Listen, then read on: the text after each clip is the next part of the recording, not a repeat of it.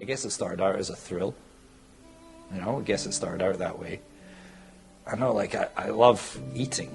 I love cooking. I love products. I love the relationship, you know, you have not just between what you're serving the customer, you want to make the customer happy, but the relationship you have with the people you're working with. Like, it's a family. It's not, when you're working with good people, you're not working with teammates, you're working with family.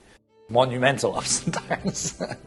Ups because everything is going smoothly, like, and the adrenaline is pumping, and you've got this atmosphere which you can feel coming from the dining room, energy which is going on, and then, oh, my stove's not working anymore. All right, but I mean, when you're in the kitchen and when you're in the heat of service, I don't know if there's anything quite like it. So my name is Chris Smith. I'm a chef by trade. I'm currently working on a project called R.O.C.S Island, where my main role will be executive chef.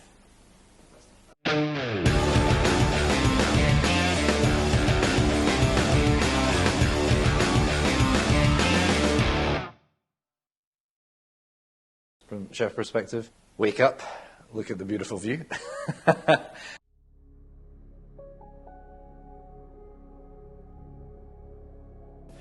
Head down to the farms, talk to the farmer about what it is that we have, which is good today.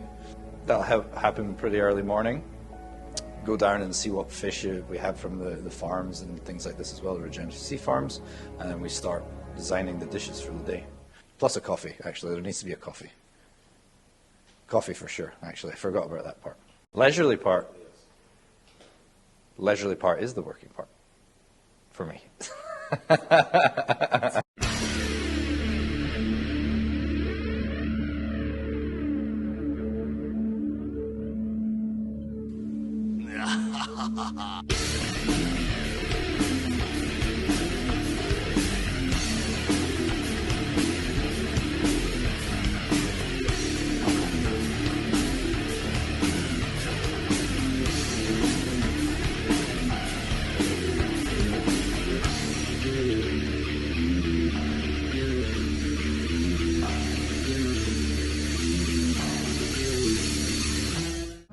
I want to kind of teach my chefs, you know, the guys I bring up from day one, how to cook with fire. Fire was the first thing that really created gastronomy. When man first found out how to make fire, it changed everything. It changed the way we live, it changed the way we eat. So why not keep that mentality? That changed everything for us. This is the center of the lighthouse. Now we are standing in the restaurant, so there will be no kitchen equipment whatsoever, no restaurant equipment. Everything will be cooked in the soil, on the fire, in the air, with the wind, and so on. So no fridges, no stoves, no microwaves, no refrigerators, like nothing. And that restaurant is going to have a beautiful terrace with this view. Yeah, Veronica's given me a very hard task. There is no fridges. It's only cooked on fire.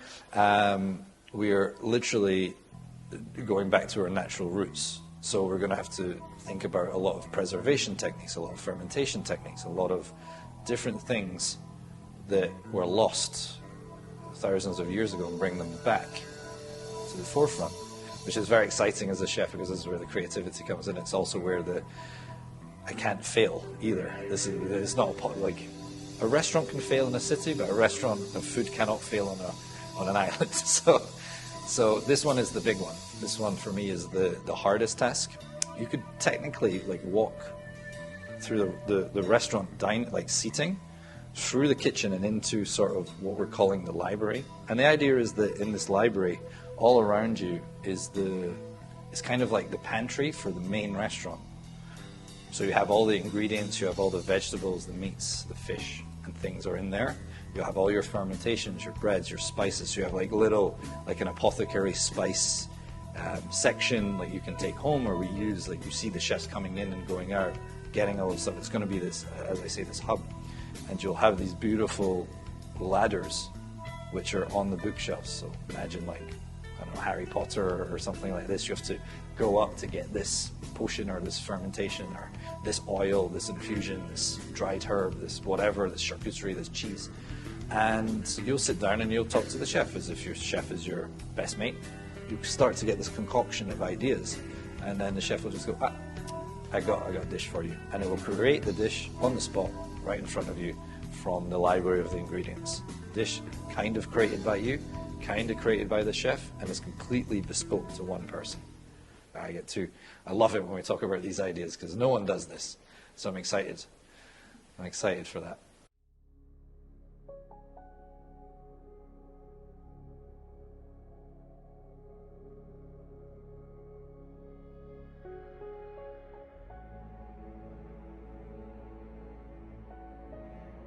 Okay, so the most important moments of my life, I guess, would be, well, if we're going through my sort of career, I guess it would start off with being in Glasgow when I was studying immunology.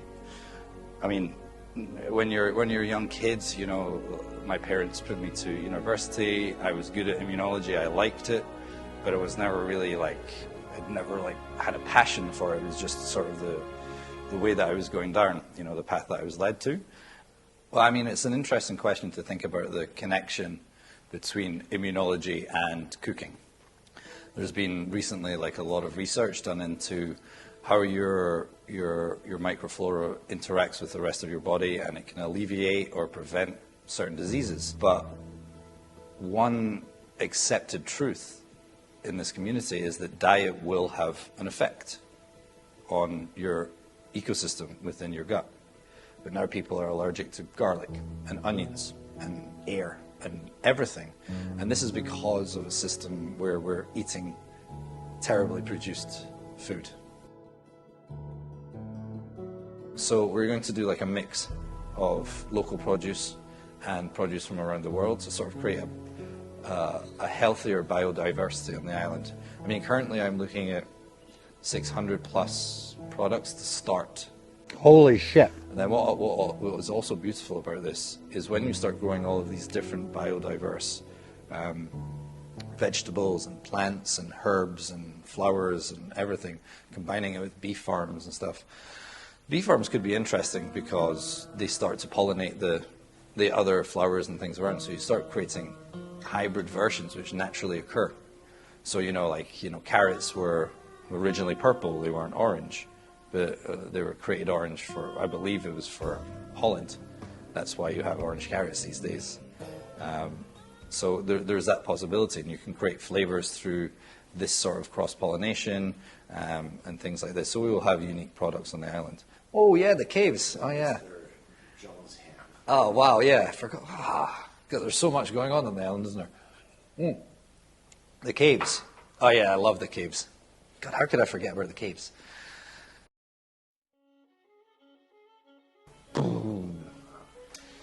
Okay, let's do it as if we're arriving at the island, right? Because the very first restaurant is in the marina, and it is essentially a seafood grill-style restaurant. You come in, you smell the most amazing, crazy grilled fish and garlics and everything going on, and saffron and all this amazing stuff, before you even arrive. Completely open, and you have all the beautiful fish and sea products lining there that people can take back to their villas if they want to cook themselves one night. And then you go around the corner and you have the oyster bar. So it's where all the fruits de mer, all the crustaceans, the sea urchins and everything is kind of cold. You can sit, you can have a glass of bubbles that has been grown on the island, and have something really fresh and nutritious and taste of the sea. Then you go around the corner and we'll have different systems, like pulley systems over the coconut husks and the fires and the woods and the bamboos and things like this. Having everything cooked right in front of your eyes, and everything being as simple, fresh, and delicious as possible.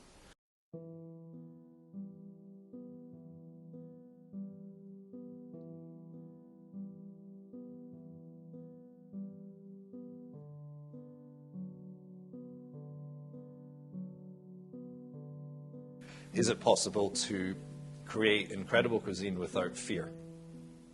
I truly believe it is. When I very first started cooking, you know, I was Michelin, Michelin, Michelin, Michelin. That's what I wanted. I wanted stars. I wanted to be the best. It's not so much the case anymore. I don't learn from a pan getting thrown at me, you know, like, what's that teaching me? How to duck. I mean, I don't mind working, like we all work hard, right? But you shouldn't be demeaned 18 hours a day as well. The idea with this education is that we're all in this together. You know, like, yeah, of course we're going to do hard hours at times, but it's how do we minimize those hours, make the best food that we can possibly do without being stressed, without feeling like we're doing something wrong, without being fearful of making a mistake. The best way to look at ROCS is an absolute, I'm calling it absolute zero waste and 100% fully sustainable, because you have a lot of kitchens in the world which are zero waste, right? But what people tend to forget, and what we're looking at here, is that when we say zero waste, we literally mean everything. When you light a fire, where does that smoke go? If that smoke goes into the atmosphere, I see that, I consider that as waste. That's something that we can use. Smoke that would normally be lost will be actually pumped into the smokehouse outside the kitchen. So we're not just talking about the organic product that we're cooking. We're talking about absolutely everything. That's why I'm calling it absolute zero waste. Anything that can be used or reused or reutilized in some sort of way, we're going to figure out a way to do that. Everyone in the world talks about, when they talk about the restaurant, they talk about the food and the changing of the food and the changing of the menu and, oh, it's seasonal, it's all of this. Well, yeah, that's great, but that's one part of a restaurant, right? Experience comes from so many different things. It's not just what you're putting in your mouth. It's about what you're seeing, where you're sitting, what you're hearing, what you're smelling, who you're with, like your company, like everything, the surroundings which are going on. And then we have the best interior designer in the world. It's like, well, why don't we change everything all the time? So not just the menu, fluid in interior, structure, food, events, everything. You know, if we only have 3 restaurants on the island, you know, and you're staying there for 2 months, you might want more variety.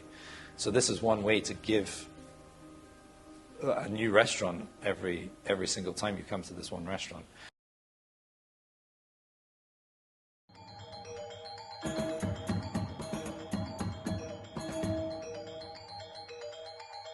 And the culture is completely different. It's more open. There's more spirituality. There's more a sense of calm, almost. So taking that stress out, you have the ability for more creativity, and you have the ability to think in different ways and different manners. And obviously being here, you see a different way of life. The nature around you adds to you, personally, and it adds to the way that you want to cook. Here you have that sort of positive spirituality and energy around here, which can only help.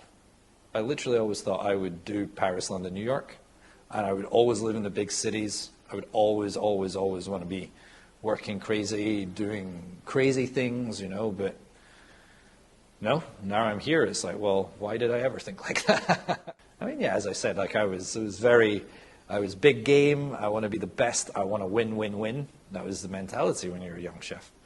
And now it's more, I want to teach. I want to be a part of something bigger. I want to say that we change something for the better.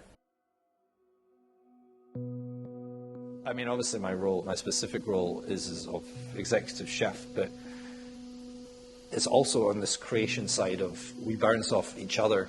We take inspiration from everyone, right? So whether it be with Veronica, who's obviously the founder, interior designer, the queen of like the island, of the idea of what this island was or is going to be. I work very closely with yourself, Nicola, on the films and the production of the documentary, and of also the educational videos that we're going to do for not just on the island but from around the world. Of course, we'll work very closely with the farms. I mean, I think my time actually when the island is up and running will be spread across the farming, the restaurants, the chefs, the experiments, with Veronica, with the creative team, and obviously with Anton as well, the landscaper. I mean, he's like me, but with farms, right? Just super passionate about what he does all of his life, and he has crazy ideas, I'm sure, too. You know, we know that the soil is good. We're doing a vineyard in Indonesia, right? I mean, at the very least, we can make vinegar. So there's going to be so many more key players in this. I mean, the key players really come down to the whole team as itself, because without the team, the full team, none of it will be possible. From the guys who are working right now in the office with Veronica, designing the maquette, the 3Ds, the everything. Like, it comes down to absolutely every single cog. You miss one cog in a watch, it doesn't work, right? It is really quite simple. It is unique. It is one of a kind. There is no other place in the world which is treating the environment, the produce, the restaurants, the philosophy, the way that we are. And in doing that, we create something which is not only delicious, exciting, intriguing, it's healthy, it's positive. From our aspects, from our side of the food and the cooking and the ingredients, it is unheard of. So why not be a part of something new?